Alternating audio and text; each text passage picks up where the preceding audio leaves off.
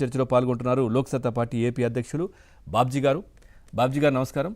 So మరి కాసేపు TDP party జాతీయ అధికార ప్రతినిధి జ్యోత్స్న తిరునగర్ గారు కూడా జాయిన్ అవుతారు. బాబ్జీ గారు, ఏంటిది అంటే చూస్తున్నాం కదా, ఒక అమాయకుడు కాదు, ఎవరైతే ఆ వ్యక్తిని నేనే చంపానని, నేనే యాక్సిడెంట్ చేశానని చెప్పారు, కానీ ఇట్లా వాళ్ళ ఉన్నటువంటి పలుకుబడి, డబ్బు, ఏదైనా చేయొచ్చని అనుకునేటటువంటి మనస్తత్వం, ఇట్లా అమాయకుల ప్రాణాలు తీయడం ఒకవైపు, ఈ విధంగా ర్యాష్ డ్రైవింగ్, నిర్లక్ష్యమైనటువంటి వైఖరి, అక్కడ రక్తపు మడుగులో ఉంటే కూడా కనీసం ఆసుపత్రికి తీసుకెళ్తే ఆయన బతికే అవకాశాలు ఉండేవి.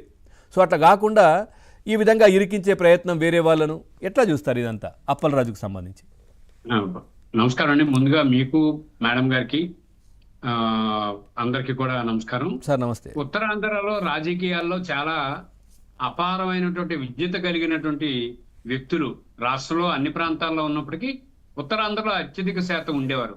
ఒక ప్రకాశం పంతులు గారు విశాఖపట్నం ఎస్కోట్ నుంచి పోటీ చేశారు, పివిజి రాజు గారు, గౌతు లచ్చన్న, తెన్నేటి విశ్వనాథం, అట్లాగే ఎన్జి రంగా ఇక్కడ నుంచి పోటీ చేశారు, అట్లాగే మరి అశోక్ గజపతిరాజు గారు, ఆనంద్ గజపతిరాజు గారు, అట్లాగే మనం ఎంతో మంది ప్రముఖుల్ని, మనం చాలా మందిని ఈవెందో ఈ రోజు వరకు తీసుకుంటే ఒక కొంతాల రామకృష్ణ తీసుకున్నాం, అట్లా మళ్ళీ అక్కడ శ్రీకాకుళంలో బ్రహ్మాండ కనితి విశ్వనాథం గారిని తీసుకున్నా, బొడ్డేపల్లి రాజగోపాలాచారిని తీసుకున్నా, బొడ్డేపల్లి రాజగోపాలరావు గారిని తీసుకున్నా, ఎంతో మంది ప్రముఖులు, నిష్ణాతులు ఈ సమాజంలో రాజకీయాల్లో ఉత్తరాంధ్ర నుంచి ఉన్నారు. దురదృష్టం ఈ మధ్య కాలంలో ఈ రాజకీయ నాయకులు, ఉత్తరాంధ్ర రాజకీయ నాయకులు తీరు చూశాక నేను ఆశ్చర్యపోతున్నాను. ఎందుకంటే సిదిరి అప్పలరాజు గారు డాక్టర్, ఆయన మాజీ మంత్రి, మాజీ శాసనసభ్యుడు, ఆయన రాష్ట్ర శాసనసభలో అపారమైన రాజకీయ అనుభవం ఉన్నటువంటి చంద్రబాబు నాయుడు గారిని దూషిస్తూ, హేళన చేస్తూ మాట్లాడిన వీడియోలు ఇప్పుడు చక్కర్లు కొడుతున్నాయి. అటువంటి వ్యక్తి, అలా మాట్లాడిన వ్యక్తి ఎంత ఒళ్ళు దగ్గరించుకొని ప్రవర్తన చేయాలండి? పిల్లల్ని ఎలాగా పెంచాలో తెలుసుకోవాలి కదండి. పొరపాటు జరిగింటే, యాక్సిడెంట్ జరిగింటే ఆయన అక్కడే దానయ్య పరిస్థితి చూసిన తర్వాత ఓ డాక్టర్ గా చివరి నిమిషం వరకు ప్రాణం పోయడానికి ఆయన చేయాల్సిన ప్రయత్నం చేయాలి కదా. ముందు కొడుకు మీద ఉన్న ప్రేమ ప్రజాస్వామ్య వ్యవస్థ మీద లేదా? ప్రజలపైన లేదా? క్షతగాత్రుడి పైన లేదా? ఆయన ఆ రోజు అక్కడి నుంచి అబ్బాయిని తప్పించడానికి ఆలోచించాడే తప్ప ఈ దానయ్య బతికించడం కోసం ఎందుకు ప్రయత్నం చేయలేదు? అసలు యాక్చువల్ గా ఇప్పుడు అతనికి నిజంగా ఆయన ఏ డాక్టర్, వెటర్నరీ డాక్టరా, జనరల్ డాక్టర్ ఏమైనా ఉంటే అసలు ఆయన డాక్టర్ వృత్తికే కలంకం తీసుకొచ్చాడు. వెటర్నరీ అనుకుంటా కదా సార్, ఆయన జనరల్ కాదు, వెటర్నరీ డాక్టర్. వెటర్నరీ.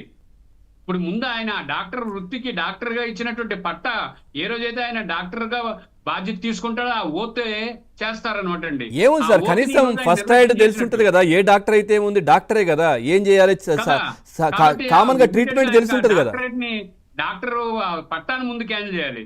తర్వాత రెండోది, ఆయనకి కనీసం మానవతా దృక్పథం లేకపోవడం చాలా బాధ కలిగించింది. ఆ దానయ్య కొట్టుమిట్టు ఆడుతుంటే ఆఖరి నిమిషంలో తన తాలూకా ప్రాణవాయువు పోతుందని తెలిసి కూడా కొట్టుమిట్టు ఆడుతుంటే రక్షించిన తర్వాత కొడుకుని రక్షించుకోవచ్చు. సరే, కొడుకుని రక్షించడం కోసం ఇంకొకరిని బలి చేయాల్సిన అవసరం లేదు. అసలు నిజాయితీగా కొడుకుని తీసుకెళ్లి పోలీస్ స్టేషన్ కి అప్పచెప్పుంటే ఈరోజు పరిస్థితి ఎలా ఉండేది? తెలంగాణలో చూడండి, బండి సంజయ్ కొడుకు అభియోగాలు వస్తే బండి సంజయ్ కోసం ఏం చెప్పి ఆయన తెలంగాణలో బండి సంజయ్ గొడవ పట్టలేదే? గ్యారంటీగా తీసుకెళ్లి ఫోక్సో గొడవ మీద అరెస్ట్ చేశారు కదా. మరి ఇప్పుడు ఈ సిదిరి అప్పలరాజు ఇన్ని కబుర్లు మాట్లాడిన ఆయన మాజీ మంత్రి ఉండి మళ్ళా రాజకీయాల్లో క్రియాశీలకంగా రేపు ఉందాం అనుకున్నప్పుడు ఏ రకమైనటువంటి ప్రవర్తన అది? ఆ ప్రవర్తన చూసాక రాజకీయాల్ని జనం అసహించుకోకపోతే రాజకీయాలు ఎట్లా గౌరవిస్తారు? అంటే మీరు సమాజానికి ఏ రకమైన సంకేతం ఇస్తున్నారు? సభ్య సమాజానికి మీరు ఇచ్చే సందేశం ఏంటి? ఇది ఒక్కసారి సిదిరి అప్పలరాజు లాంటి వాళ్ళు ఆలోచించాలి. ఆయనకు అదృష్టం బాగుండి ఆయన గెలిచిన వెంటనే మంత్రి అయిపోయాడు. మంత్రి అయిపోయిన తర్వాత ఆయన పెద్ద పెద్ద మాటలు మాట్లాడాడు.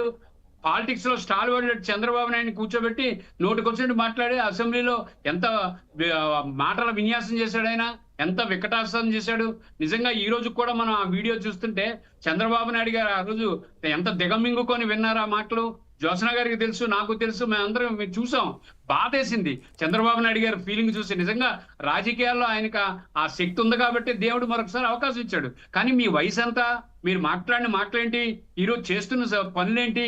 పైపచ్చి సోషల్ మీడియాని అడ్డు పెట్టుకొని పోలీసులను తిట్టడమా? మన తెలుగుదేశం పార్టీ అధికార ప్రతినిధుల్ని, అక్కడున్న శాసనసభ్యురాల్ని, శిరీషాన్ని తిట్టడమా? ఇది కాదు కదా కావాల్సింది. సిదిరి అప్పలరాజు తీసుకున్న నిర్ణయాన్ని ఎవరైతే ఒప్పుకోరు, సిదిరి అప్పలరాజు తన కొడుకుని కాపాడుకోవడం కోసం చెప్పి ఇన్ని కప్పగింతలు వేయాల్సినంత అవసరం సిదిరి అప్పలరాజుకి లేదు. ఇటువంటి వాళ్ళు రాజకీయాల్లో ఉండడానికి అనర్హులు. ఈ రాజకీయాలని భ్రష్టు పట్టిస్తున్నటువంటి వ్యవస్థని మీరే తయారు చేస్తున్నారు. ఇటువంటి వ్యవస్థ దీనికి జగన్మోహన్ రెడ్డి మళ్ళా కితాబు, ఏదో పిల్లాడు, ఏదో గుద్దేశాడు, ఏదో జరిగింది. మాజీ ముఖ్యమంత్రి మాట్లాడాల్సిన మాట్లాడివి మాజీ ముఖ్యమంత్రి మాట్లాడతాడా?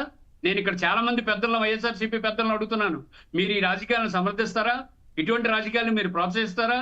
రాజకీయాల్లో ఉన్నప్పుడు నైతిక విలువల కోసం మీరు కొద్దిగా త్యాగం చేయాల్సిన అవసరం ఉంది కదా. జగన్మోహన్ రెడ్డి గారు మాట్లాడేటివన్నీ అవే కదా. మాజీ ముఖ్యమంత్రి మాట్లాడతారా అంటే ఏ సంఘటన దగ్గరికి వెళ్ళినా కానీ పాపం చిన్నపిల్లోడు, లేదంటే తెలియరు, అమాయకులు, ఇట్లాంటి గంజాయిలో దొరికిన వాళ్ళని అదే విధంగా అంటాడు, ఏదైనా డ్రగ్స్ కావచ్చు ఇట్లాంటి దాంట్లో దొరికిన వాళ్ళని అదే చెప్తాడు. ఆయన ప్రతి ఒక్కరిని చిన్నపిల్లోడే అంటారు కదా. నవ్విపోతురు కాక నాకేటి సిగ్గని చెప్పి రాష్ట్ర వ్యాప్తంగా వైఎస్ఆర్సీపీ నాయకుడు మాట్లాడుతున్న మాటకి, ఆ భాషకి జనం నవ్వుకుంటున్నారు. Okay, right. టీడీపీ పార్టీ జాతీయ అధికార ప్రతినిధి జ్యోత్స్న గారు జాయిన్ అయ్యారు. మేడం నమస్కారం.